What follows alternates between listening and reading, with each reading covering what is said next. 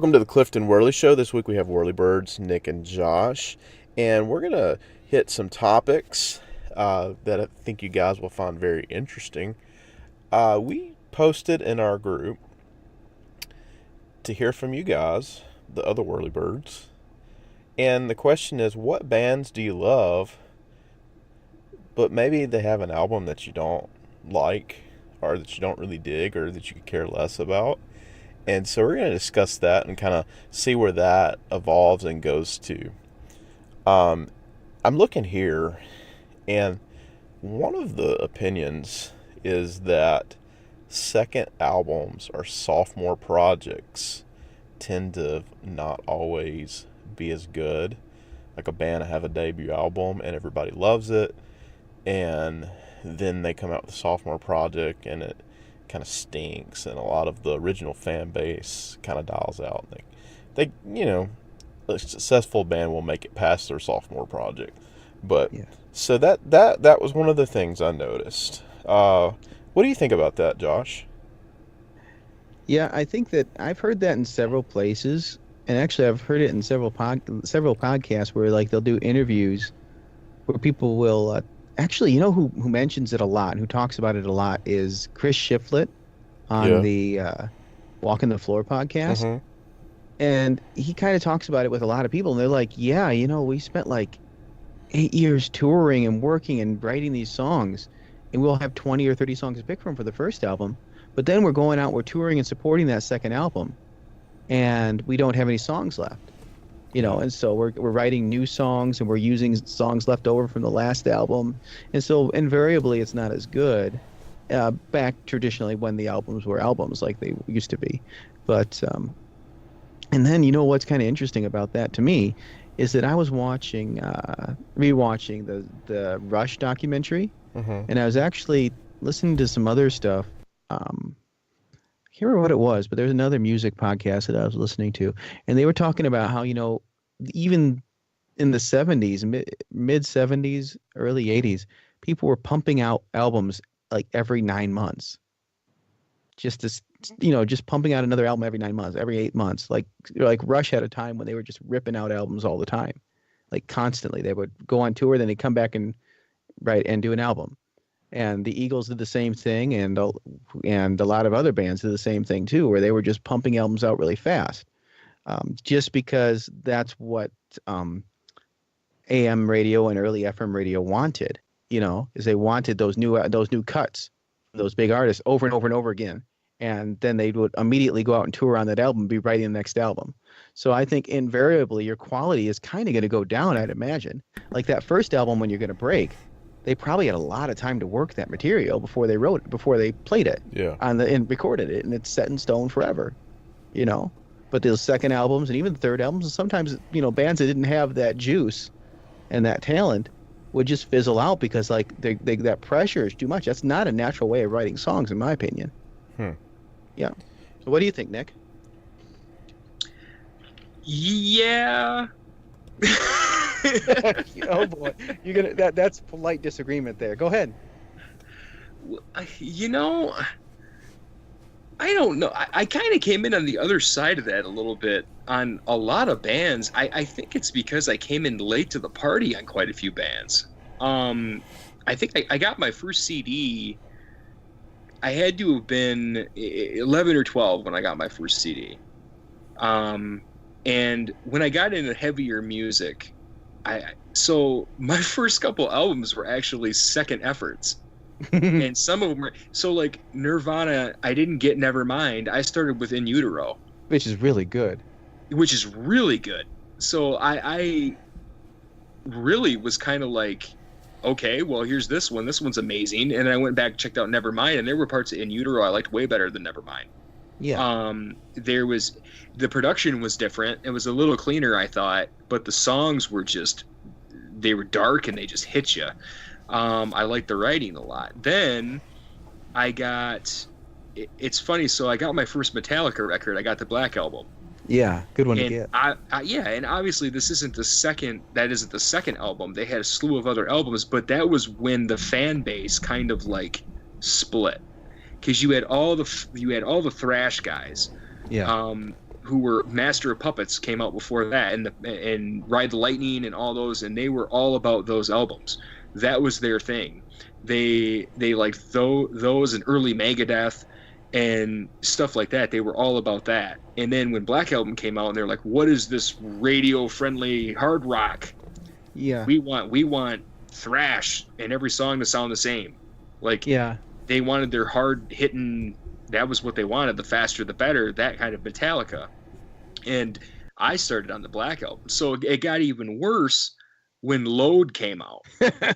Because they were like, what is this? They're like, Kirk Hammett looks like a pimp, and they're all wearing suits, and they're playing sequels to their songs and all this other stuff, and it sounds alternative. I loved Load. I liked Load. I didn't love it. I liked it. I loved it. But you got to remember, like, I was like, well, I've never really told you, but I was in Alice in Chains. I was in STP. I was into like Pearl Jam, Soundgarden. Load was more in my wheelhouse. So they gained me as a fan while they lost a lot of fans. Yeah, and I think that happened a lot more than what people think. I think that the metalheads will think, well, they completely, they died out there. But no, they gained a huge fan base with Load and Reload. Well, not Reload. Reload was not good to me. Reload, okay, so if I had to pick one, Reload was not good. Yeah. Like that, there was a couple songs I liked on that album. I really thought it was going to be better than it was. But I felt the same about Saint Anger also. I did. You know what? To me, the Black Album was the height of their songwriting. Yeah. They actually had songwriting in that one. The first, 2 or 3 albums they did were so influenced by Mustaine, whether he was there or not, that, because I think that, to be honest, I think that when they got rid of him, I think that Lars and James were basically just copying him until they found themselves, because he really, and I never liked Megadeth, never liked Megadeth.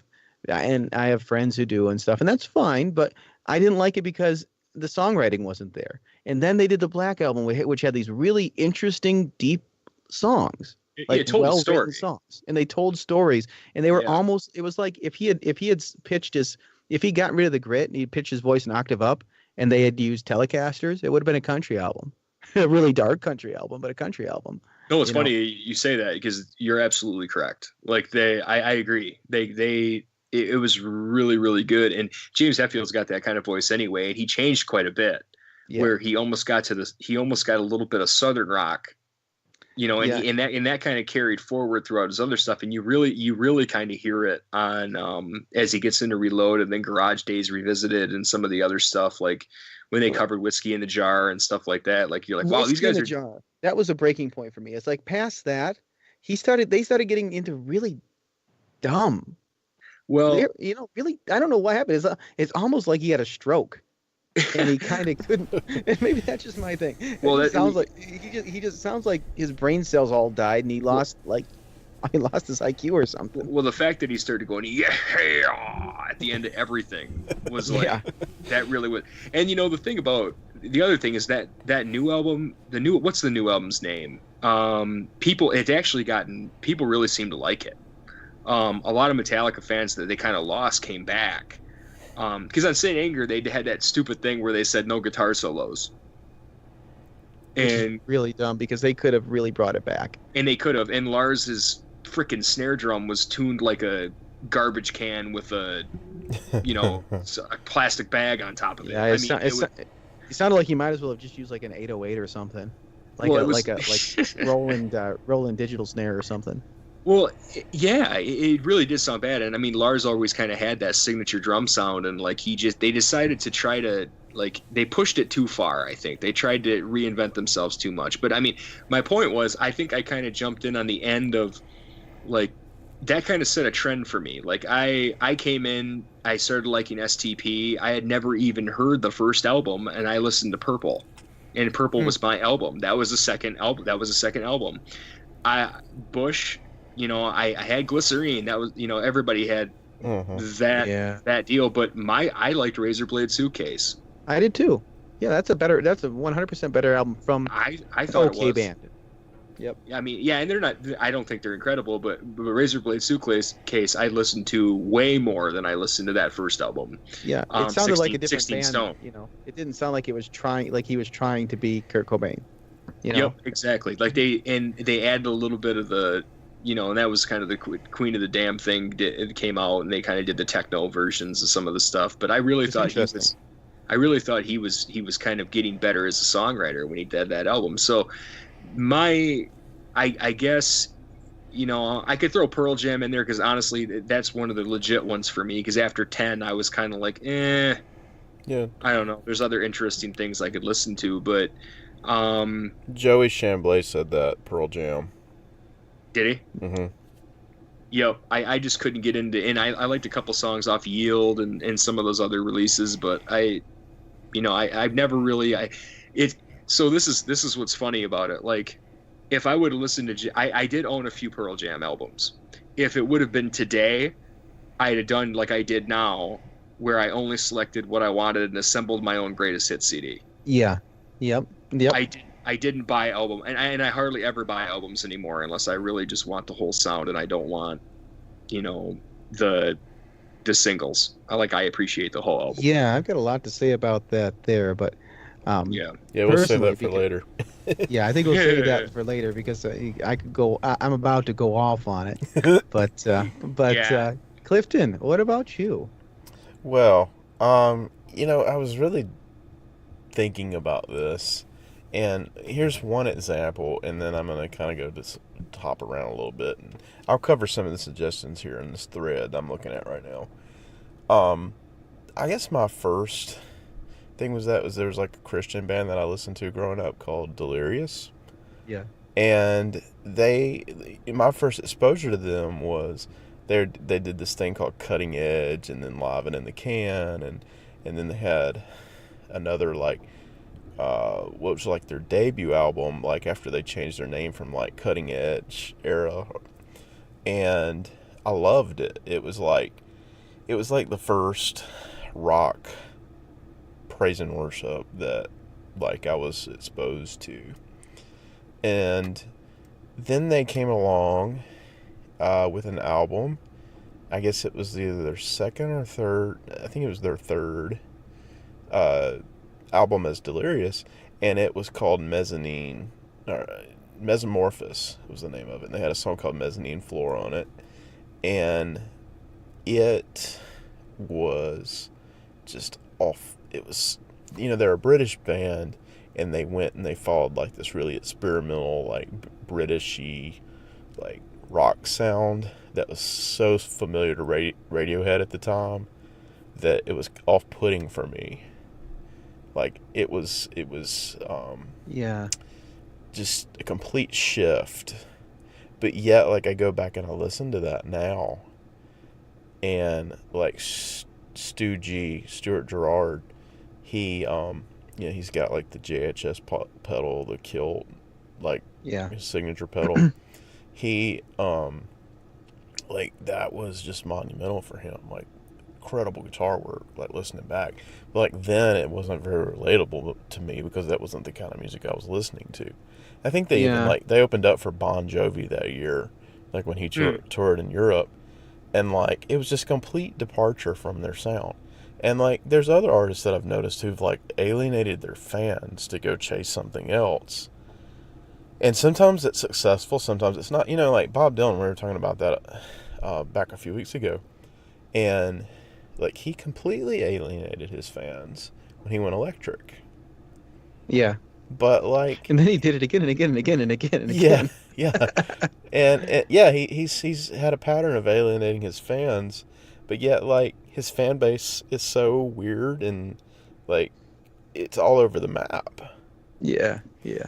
Like and I can see why an artist does that, but I mean it's disappointing when you're a diehard from the get-go, from the debut album, and then all of a sudden like it's not the band who you thought it was anymore. Adam Dolhanic made a good observation. He said that's the sign that a band is good. It's a mark of a good band. when Yes. they finally have an album you don't like because they've had enough material put out that you can finally say, well, I don't dig that, but I do like this. And that's a successful band that can put out that much without failing and going off into obscurity. Or they just don't care because they have 9 albums. Yeah. Yeah. Yeah, they run out of ideas. Yeah. Well, I you know, don't you think could that's the case, really. Yeah. you could argue. I kind of call it. You know, we were talking about. I think when we originally started to brainstorm this topic, I mentioned that was like the Nickelback effect, Mm-hmm. where you have a predisposition, like you have an idea that is created for a band, a formula, and it never varies. Yeah, You but are that could going be to that can go be ahead. done a good well too. I mean, the Nickelback effect would apply to AC/DC. You No. know? Yes, it would. Okay, well then it's applied well to AC/DC. That's what I'm saying. All right, yeah, you are. You're correct. You're correct. And AC/DC is like the opposite of like a Led Zeppelin, where Led Zeppelin was all over the map, and they were kind of that band that could try a bunch of different things. The Beatles could try a bunch of different things, you know, but AC/DC and Lemmy and those bands Motorhead were perfectly content to just be, hey, this is who we are. We're still gonna write good songs. We're still gonna have themes to our albums. We're still gonna rock, and here we go. You know, Yeah. Yeah. but you know, I don't know. I can't really like I want to think. I always kind of think like I don't know why I'm thinking of Rush right now, Oh man, But- yeah. Yeah. but I love the like. I'm not a big fan of early Rush. My Really? favorite Rush album is Counterparts, Yeah, that's a good But- album though. the blue one where like Neil Peart relearned how to play drums a different way. I thought that album was so much better than all their other stuff. But there's the diehard Rush people are like, well, it's not Bytor, it's not, you know, it's Tom Sawyer. There's no working man on this album, you know. And my dad would go to the opposite direction. He would say that the album with Working Man, the first one on it, is the best one. But I always liked Counterparts because it was different. It had all their best elements, but it was different, and they did it successfully, I thought. But anyway. Yeah, for sure. That's that's interesting too. Comparing those bands, especially, and it kind of like it used to be that there were two roads, weren't there? There was that road where you knew what you were getting, and then there was that road where you didn't know what you were getting, right? From each from the band's next release. Like, I think that if Hendrix would have lived, you would have saw a big change from him, because I was listening, like, they Yeah. released a lot of his stuff, and like the stuff that he was heading towards was very different than the stuff that he had been doing. That he was heading the stuff he was headed towards in the 70s. He was going to shift really hard into some interesting new things. And some of the stuff that he was recording, like Dolly Dagger and Machine Gun, and some of those other ones, he shifted so hard, and he was going into this direction where, like, you could hear. We've been talking the last couple of weeks about how, like, or I've been anyway, how like the Allman Brothers and a few of the other bands that we talked about really have a Hendrix feel. You know, you could hear the influence of Hendrix on them, but he was shifting and he was going into almost disco with some of his stuff. And he was, and who knows what he would have done in the 80s, because, you know, that was the kind of artist he was. He was constantly shifting. The Beatles, you know, were kind of shifting, but they always kept that stuff, certain things the same. So they were kind of like, you know, they kind of had that those calling cards that they would keep in their music so that they could keep their fan base, right? Yeah. Mm-hmm. Yeah. So, I mean, this kind of gets into what I was thinking about this, because to be honest with you, I mean, I looked at I was actually kind of fascinated by the post, but I looked at that and I thought about nowadays, you know, we have some younger guys in our group nowadays, and I think anybody under 25 about really has a very different view of musicians than what we do, you know, because that album rock thing was only really around, you know, 60s, 70s, 80s, and that, or, you know, then in the 90s, and that was about it, because 90s was basically FM radio, you know, was really what did it, and then they would get albums and tour. Mhm. But And then it started to become singles again. And before album rock, it was all singles too. And then before that, it was like songbooks. And so, I mean, I think if you think today versus then, I mean, back then you would have a first album that kind of was the introduction to the band, and they would hit or not hit. Then you'd have that second album, which kind of muddled through, and then you have the third, fourth, and fifth, which kind of identified them. Now it's like you've got a YouTube video that's a hit or a miss. You know, it goes viral or it goes to be a hit, which I hate that viral term. It's a hit, right? Mm-hmm. You'll have a YouTube video with 15 million views, then it'll get played on the radio. And then it'll become usually an EP instead of an album. You know, 5 songs, 6 songs on iTunes. Yeah. And they'll make their $5 out of that, and then they'll release another video. And then that video, if the video is as good as the last one, they'll get, 10 million views or 50 million views or even 20, and then it'll get played on the radio, and they'll be able to release the second. It's a completely different way of doing music. Yeah. I mean, in my opinion, it allows the artist to kind of develop a little bit more, and it allows art to be made at a pace that makes more sense. Because I don't think pumping out 12 songs and then going out and touring those songs for a year and then pumping out another 12 songs. Now, the problem is that what doesn't really fit is that I don't think it really makes the music any better. No. I think it's better for the artist, because I think people who hit that way, they don't have to work quite so hard, but they also aren't making the big bank out of it. They're not making the huge dollars out of it. But at the same time, there's more potential there for art to be made.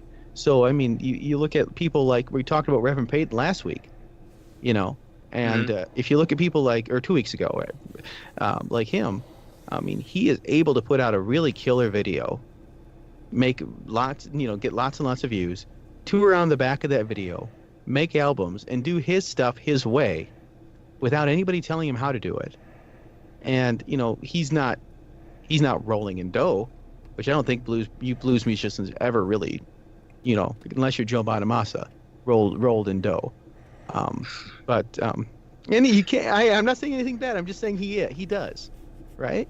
No, totally. No, you're right though. Like but so he's doing exactly what he wants to do, and he's able to do it because of the pipeline here that we have now, where he would have never been able to make it in the 70s. If he was, totally. He wouldn't even been able to make it in the 60s unless he was another 40 years older and somebody discovered him in the South. Because he would some East Coast guy would have discovered him in the South and said, "Oh my goodness, this is the authentic thing." In the 60s. Well, think about that though. When they first started making records and whatnot, you'd get they'd make like a record with one song on it. Yeah. Or something like that, It's a single, yeah. Yeah, it's just a single, like on a 45 or whatever, right?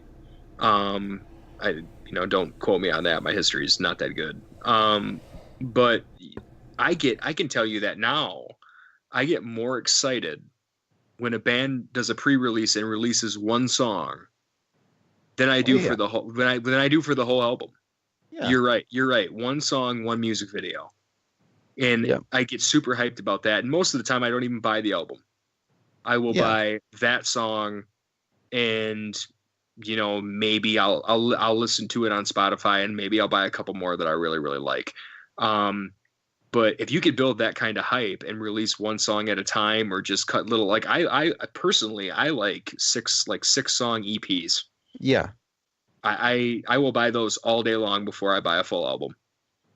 I don't know what it is, especially if they're themed a little bit differently. Like Rival Sons has a bunch of EPs that I like, and there's a lot of the music I listen to has a lot of EPs, a lot of like the garage rock, blues, garage rock, raw stuff, because that's a lot of garage songs, and these are small bands that are touring on, very little material. Exactly. And you know what that does? That's a calling card to go out and see them, or that's a calling card to pop their Spotify station on. Yeah. Or to find them on YouTube, or if they happen to have a podcast like Reverend Payton, to find that, and that's a calling card for that. And then you go and you say, okay, this person who's made 5-6 song EPs, he's not putting out a 12-song album. I can go on Kickstarter and kickstart that album and give that guy a head start, And then when he comes to our town, hey, he's gonna play house shows. I can have him play in my house. Isn't that? I Mm-hmm. mean, that's to me that's Well, so yeah. flipping cool compared to what there was. Who cares if now Rolling Stones are great, but I wouldn't want to go see Mick Jagger at an arena. Well, I honestly wouldn't want to see it. But I mean, if I'm going to see, six guys that I've backed and talked to on Facebook, I mean, I'd go see them at somebody's house. Yeah. Well, wait, Yeah. no, if I were different, I would go see them at somebody's house. well, I'll and watch the live stream. here's another example, more famous example. Like I don't know how many years ago when the Who came to Grand Rapids, Jess got me tickets for my birthday, and we went and saw the Who, and we sat there for so long, and I wanted to hear like 5 songs. Yeah. Honestly, they started playing new material, and it was bad. Yeah. And they were getting into their old stuff. Like, here's a song we played that what wasn't really all that popular. That kind of stuff. We like to play it, and they'll play it. And if you think about going to a live show and where they're touring off an album, there's quite a few songs in that album that just aren't good. Yeah. Who's it for? That's my big thing. Is it who is that big show for? It's not for the audience that's going there to pay for it. And but the house show, the show from the guy who's the working musician, that show is for the people. You're having a connection right there in front of you, Yeah. and Yeah. you've got that dude that you talk to on Twitter or on Facebook or on Instagram. You got that dude that you backed on Kickstarter or backed on Patreon, and you're connected to him in a way. You're connected to him in a similar way that you're connected to your friend who plays music, who comes over to your place and jams with you. Yeah. Yeah. Almost Yeah. the same way, which is Well, awesome. And I guess, one of my points is that you're going to get tired of 6 songs just as fast as you're getting tired with 12 songs, because you're not listening to those 12 songs anyway. I mean, that's just less songs to get bored of. You've got 6. You might have 2 really good songs out of those 6. And then you're like, okay, if you cut 12, you might have 3. Maybe 4, maybe, and everybody's got that one. The only thing about an album I really really like, a full album, is that there might be that one song that I like, that I think, like, I discover it before it's singled, and I'm like, that's the song I like. That's the best song in the album. Yeah. Before it gets on the radio and it's overplayed. But that doesn't happen anymore. It That's the really thing. doesn't. Anybody who's interested in music, they're not listening to the radio. There's people who aren't interested in music that are listening to the radio.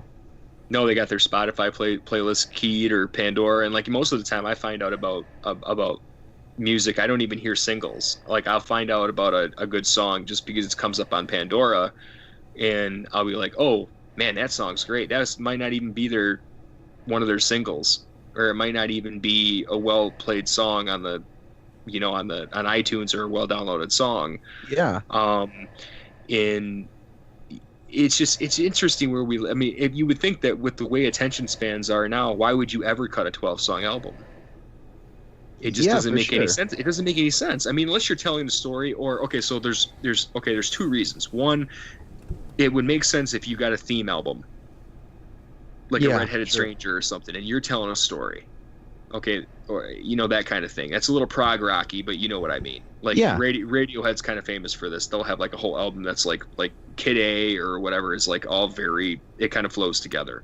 Yes. But you don't listen to that song, like, you don't really listen to the singles of that album. You listen to it as one track. It just goes all the way through. The other one would be if you're a band like a shoegaze band, where you are just basically trying to set an atmosphere and you want everybody to kind of get into a trance, for sure, and just kind of just like enjoy the show. Like, that's a different kind of thing. Or if you're Wilco and every single song you make is just awesome no matter what, and it's like, I mean, seriously, there's bands out there that can still do that, but they really do it thoughtfully. They don't do theme albums. They just write really good songs. They put out 12 of them and sell them to you for $9.99. And I'm fine with that. Mm-hmm. Totally. Yeah. So, getting back on topic, I think Clifton has a little bit more to say about this, right, Clifton? I do. I've got a few thoughts, kind of piggybacking off what you guys said. Talking about the guy who you want to support, who you've been to their house show and you're willing to get on their Patreon thing. That's very similar to like guys like Travis Meadows, what they were doing up till a year or two ago before they kind of hit a little bit bigger platform, getting some notoriety for the songs they've written for other people. You know, he would go and do those house shows and have people supporting him on Patreon and building a community of people. And he still goes out and plays a lot of small shows. You know, maybe 100 to 150 people every night at small venues, and yet the people love him. And on his fan page, you know, just go on and on and on, and he has discussions with them, and that's a really good model, because I had this conversation a while back. I think it was with Leah Lowrance when I had her on. Is there's coming a day where the pop star who's going to make millions of dollars, that format is really flooded, and there's a lot of people trying to do that. But with the way kind of radio has broken down, and that's not the way we listen to music anymore, and people aren't buying albums as a whole, what's going to emerge is a lot of people using this do-it-yourself method, and this is my own personal business method, and you're going to see a lot of these guys who can make a living off of it doing it, and probably pretty good. They're not going to be multimillionaires. They're going to live about like everybody else, you know, but they're making a living creating music, and they're going to find fulfillment from that. And so that's kind of what I see the new model going to be, is kind of just everybody gets a good slice of the pie for themselves, and nobody's a star anymore. Even the way like a star, the way they're doing music now, and you talked Yeah. about like doing the YouTube video and being a viral hit and having a music video. You know, I'm thinking of a really good like example of this is my girls like a lot of the pop songs that I don't typically gravitate towards, but like Camila Cabello, Yeah. she's got that song Havana, and I Yeah. mean, like that's the only song that I know that she is famous for. Okay, now I'm not a big super fan or anything. I've just kind of paying attention to her from a distance, but she recently went out on a big tour with supporting acts, and I mean she went on a tour with that one song, with one hit song. I don't know what consisted of the rest of her show. That'd be very interesting to me. But that's kind of the pop star model right now. You got the one hit, and then a lot of maybe like a little bit lesser knowns as a platform for them to go do their hit song, and then they all go hit the TV shows, Yeah. the night shows, and do their single What are on they going to there. do for their tour, though? That's what I always wonder. It's like, you know, they must be just doing a bunch of covers, right? Or a bunch of remixes or something. I don't know. Yeah, I mean, they must be. I mean, unless they've got original music, and maybe the album is coming, you know, and Could that's a be. I don't know. possibility. But I don't know. But it's a different They'd model. have to. Yeah, It is totally a different model though. Yeah, they'd have to. I mean, you don't. I think honestly, the last one of the that's kind of, I mean, what would you call that? Just like normal art, like pop, like diva pop or whatever. yeah. Like I don't know.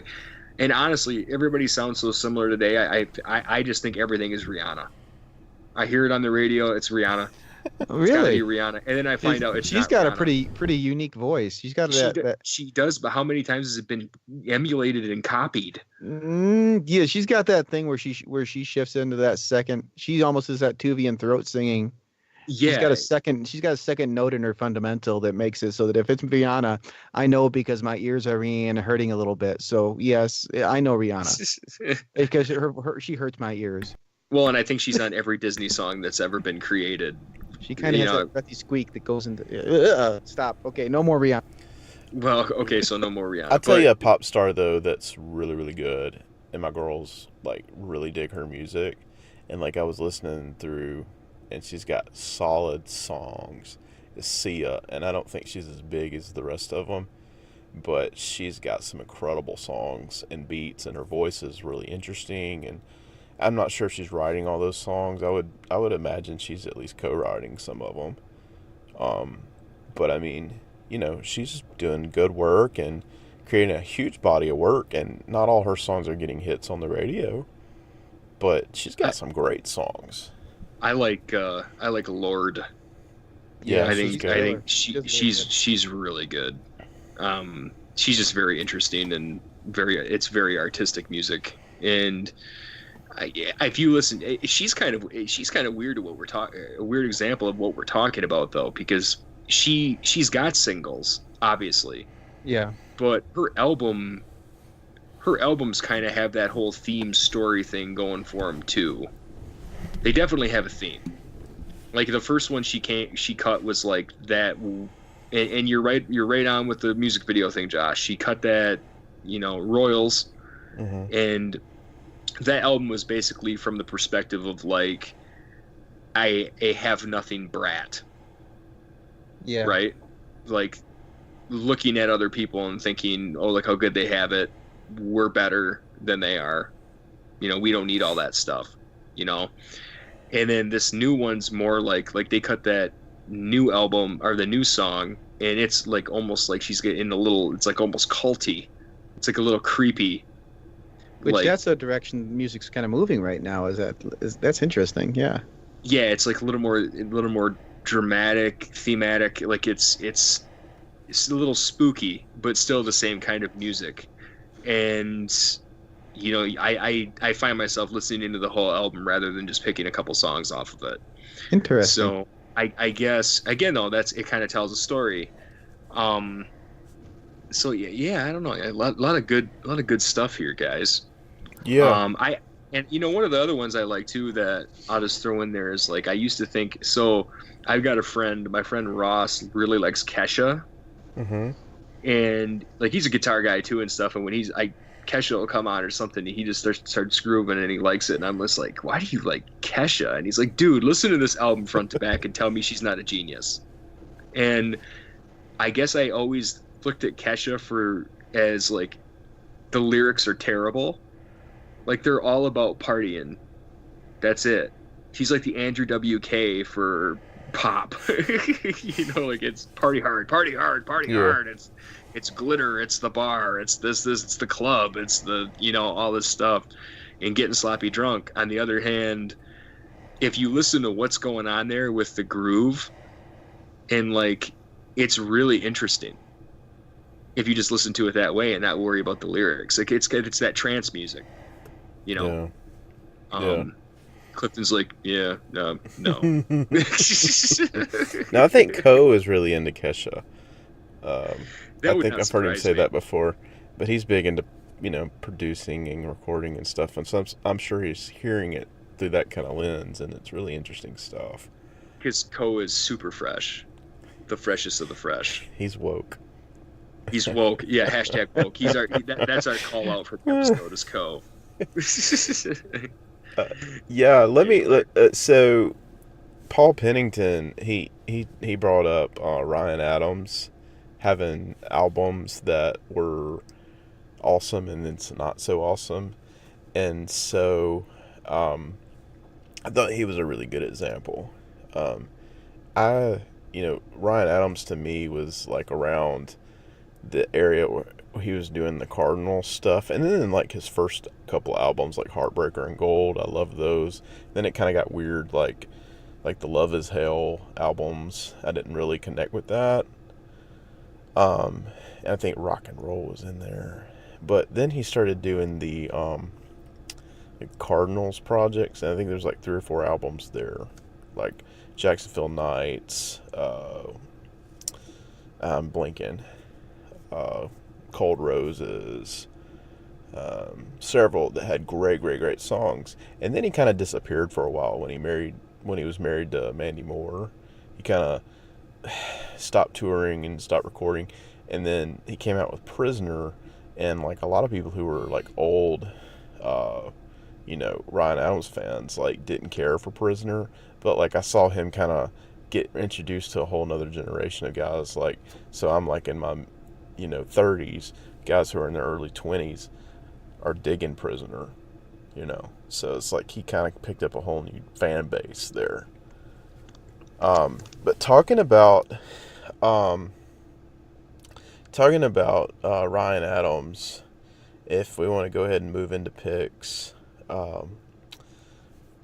Ryan Adams, he recently did a show down in New Orleans, and I wanted to go to it, but like I looked up the ticket price. He did a theater show, and what it was, Jazz Fest was going on, and a lot of bands were in town doing like one-off shows, theater shows, like on Canal Street, and he did one, and it was where they covered the entire Rolling Stones album, Exile on Main Street, and he had Don Was like play bass, and like basically be the band leader for this thing.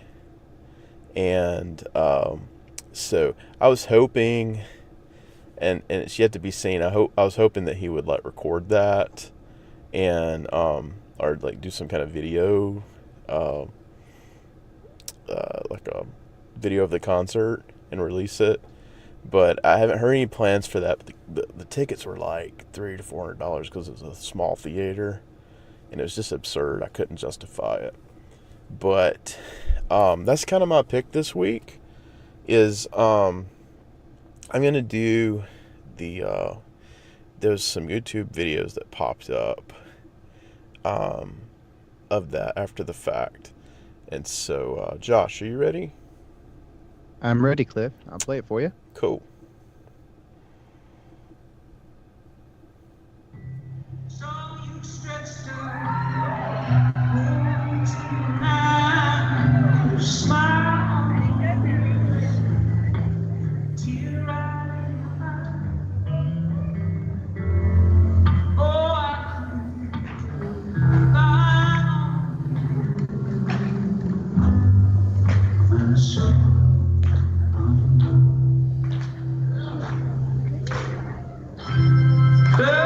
jewelry down the street, a child's dream. Could not see how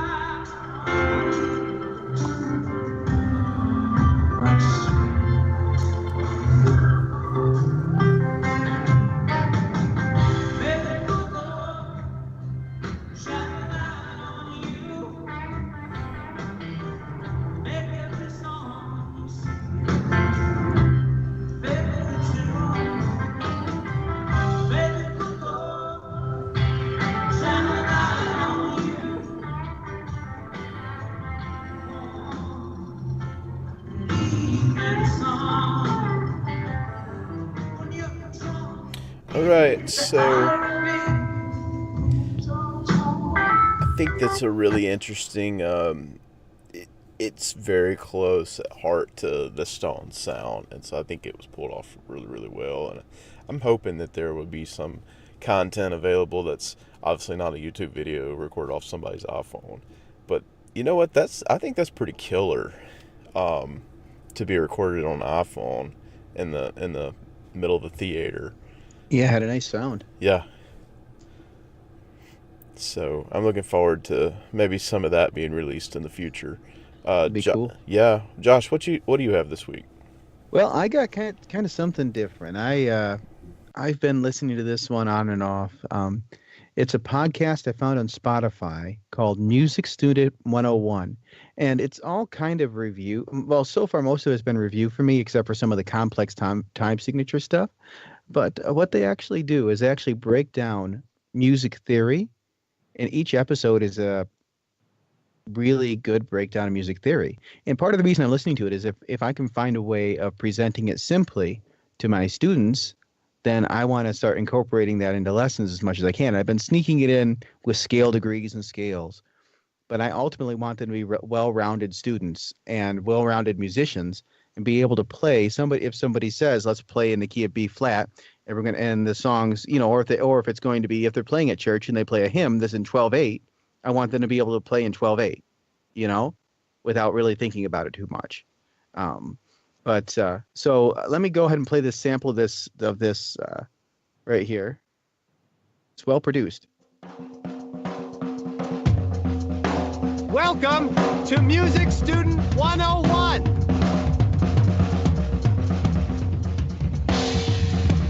For study aids and examples, feel free to follow along on our website, musicstudent101.com.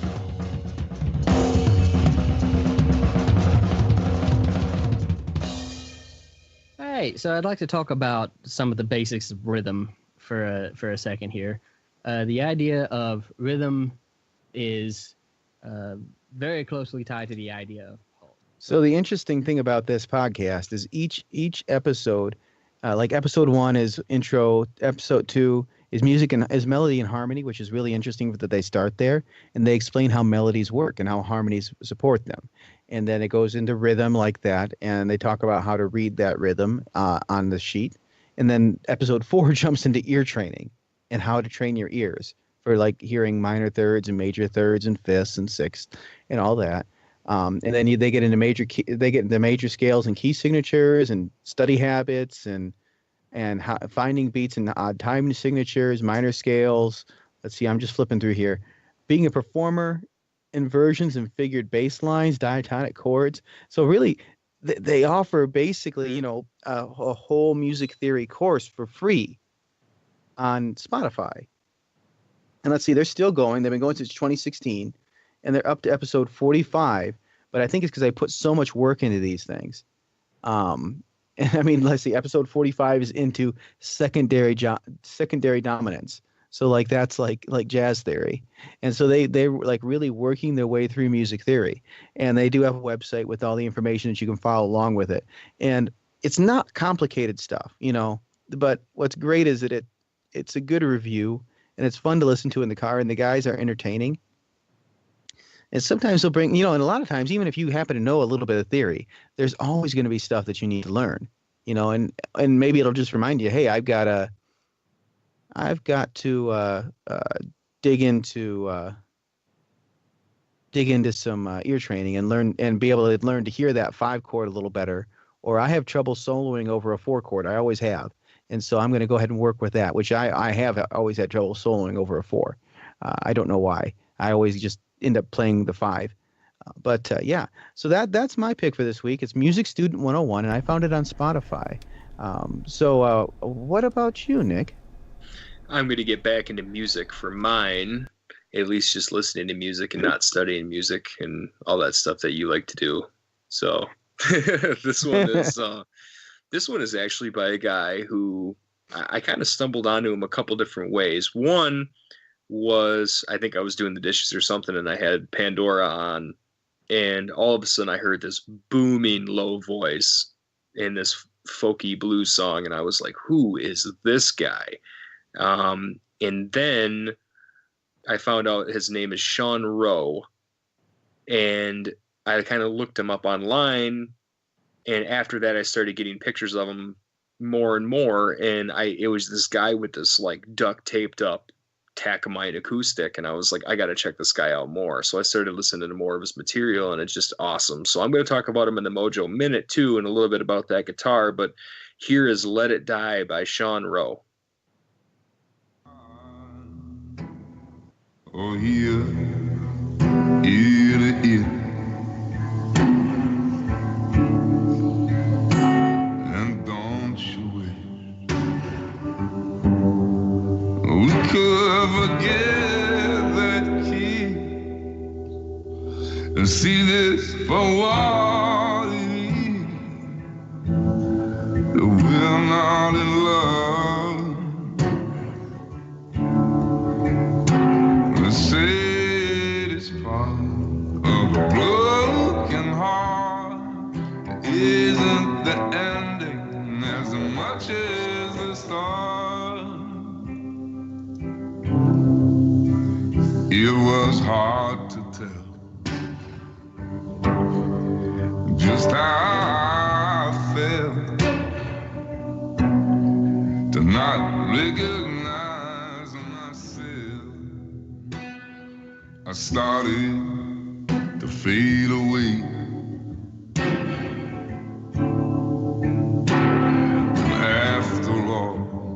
just getting swept away. It won't take long to fall in love. Now I know what I don't want. I learned it from you. Oh, they say it's part of a broken heart. Isn't the ending as much as the start? Man, I could just keep listening to that voice for a really, really, really, really long time. Yeah, me too. Losing your mind for the sake of your heart. And I see And that Feist wrote that song. What's that? Feist wrote that song. That's pretty crazy. She did the one of those early Apple commercials, and she's kind of a pretty popular singer in Canada. Oh, really? I didn't know that. I think He does 1, 2, 3, 4, something like that was the name of her first song. Yep. Yeah, he does have a lot of his own material too. But he's just yeah, I don't know. And they said he kind of, they asked him, one of the interviews I heard with him, said, "How did you find your own voice?" And he said it was a joke. Basically, he was playing with a band. He had a rock band. He was playing with his band one day, and he started doing that, and they laughed at him. And then he was like, "I think I've got something here." Yeah. And he kind of went and did his thing after that. And like, you can't hear that guy sing Somewhere and not stop what you're doing, because it's so, I mean, it's like lower than Johnny Cash low. I mean, and just booming. So yeah, I'm glad you guys like it. I thought I really dig it. I like his album too. I listened to his recent album, and it's really good. Yeah. But anyway, I might as well segue into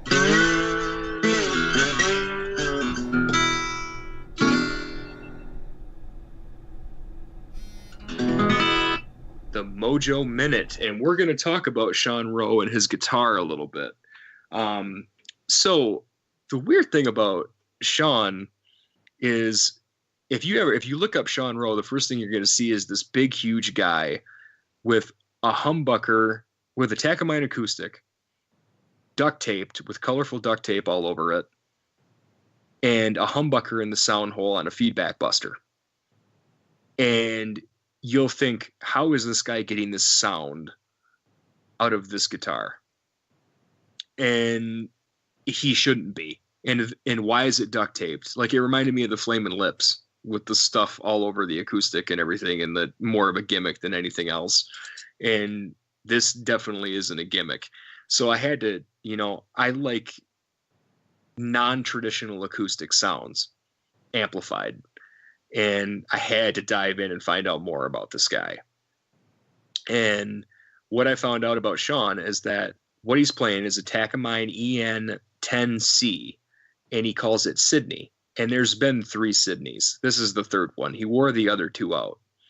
And he just found it at his local music store, and he had to have it. And I think it's discontinued now. But the EN10C, the specs of it is that it's a solid cedar top, solid mahogany back and sides. It's a dreadnought body with a cutaway. And the electronics are the normal Takamine or Takamine, whatever it is, CT4B, which is that kind of gaudy, like, EQ pickup system on the side of the guitar, into a piezo or whatever. So he's got that kind of whole thing going for him. But he modified it a lot after he bought the guitar. So he's actually got a normal stock Epiphone bridge humbucker in it. And he just basically told the tech that he wanted the ability to make some electric sounds, and he didn't want the guitar to feed back. And the way they did it was they put a feedback buster in it, and then they routed the humbucker into it, and then routed that to a separate jack. So he's got the electrics going into an amp and the acoustic pickups going into an amp. And then he uses heavier electric flat wounds because he likes the smoothness. And the reason why he has the tape all over it is because he plays in such a percussive way with his fingers. He doesn't use picks or anything, just his bare fingers, but he's got huge hands that he just the cedar tops are soft, so he just cracked the cedar top in so many different places that he just started putting duct tape over them. And instead of having the tech repair them, he thought it was going to change the instrument. He just kept putting duct tape on it. So all the duct tape that's on that guitar is necessary to basically stop the cracks from just making the top just explode. The other thing he did to it was he changed the bridge somehow so that there's no bridge pins. It actually wraps and it goes underneath the bridge. I think there's a plate under there or something, but he likes to bang on the bridge a lot, so he couldn't have the pins because they hurt his hands. So there's that. For amps, he actually runs through a Princeton reverb. He doesn't use an acoustic amp or anything. He might run the acoustic side through the house. I don't know. And you would think that this guitar doesn't sound good when it's not amplified, but it actually does. It definitely has a sound of its own. He just kind of pulls the feedback buster out with the humbucker in it, takes it out and plays it. And there's some videos on Fretboard Journal of him just playing that guitar, and he just makes it work. An interesting fact about the Takamine EN10C is that Tom York from Radiohead actually played that guitar quite a bit too. So it's definitely a high-end guitar. I saw him going on Reverb for like $1,200. So it's not a cheap guitar. And it's a solid wood guitar. So it's definitely a top of the line Takamine or Takamine. I'll never say that right. But yeah, it's crazy. I'm gonna put some photos of it up on the Whirly group, the Facebook page. You guys won't believe what this thing looks like. You'll think it's some kind of Art Deco piece, or a trash guitar, but it is actually legit and it works. And I'm honestly not surprised at all that he's splintering the cedar top, because anybody who plays a cedar top seems to splinter cedar tops. They just don't hold up, but they sound great. They got a really unique tone.